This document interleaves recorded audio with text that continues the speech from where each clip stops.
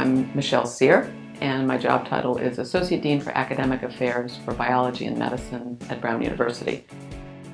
You know, one of the great things about medicine is that you can do so many different things along a career trajectory. I started out very much in clinical medicine. My first job was taking care of patients at a very busy hospital in Providence, Rhode Island, as I was taking care of the patients side by side with residents and medical students. I found that I really enjoyed teaching. That became my true passion. So over the course of the years, I took on a varied number of responsibilities that allowed me to teach. So I took over the medical clerkship and then ultimately took over the residency program in internal medicine. That was a pretty big administrative job, and I found that I liked that. That was appealing to me.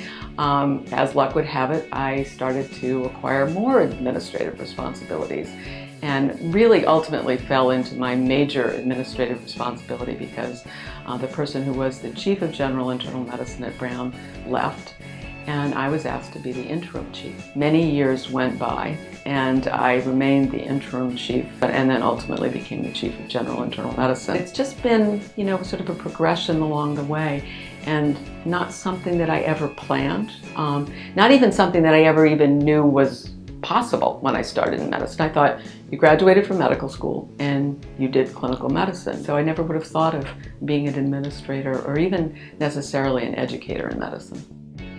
I think in medicine, there's so much of a lockstep approach where, you're a pre-med perhaps, and then you go to medical school, and then you do your residency, and then you do your fellowship, and then you get your first job.